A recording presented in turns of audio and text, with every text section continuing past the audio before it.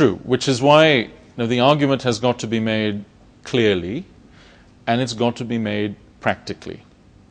In different countries around the world, tailored to local circumstances, of course.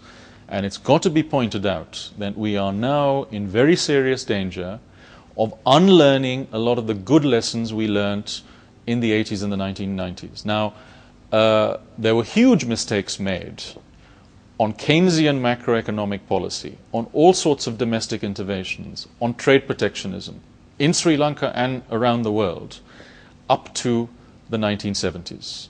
Those policies were unwound to a large extent, and the benefits that were delivered by a combination of stable macroeconomic policies, liberalization of markets, and the globalization that followed were enormous. In Sri Lanka, there have been these benefits despite a generation of ethnic conflict and war and political instability.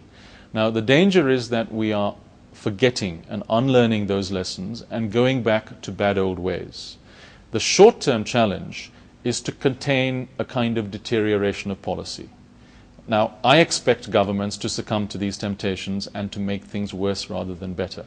So it's incumbent on those of us in the commentariat around the world not just to stay inside the ivory tower and make rather silly theoretical points, but to get out, get our hands dirty and our feet wet, and make these practical arguments in order to contain the short-term damage.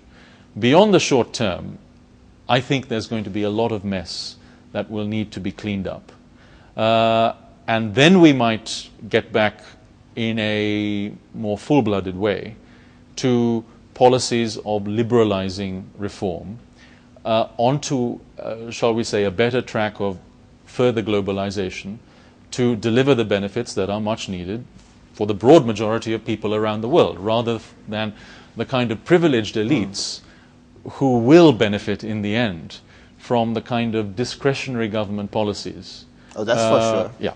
And that's, I think, one of the dangers with these fiscal stimulus packages, as we are seeing them in reality, rather than in some absent-minded academics' textbook. Thank you, Razin. Thank you for taking your time. My pleasure.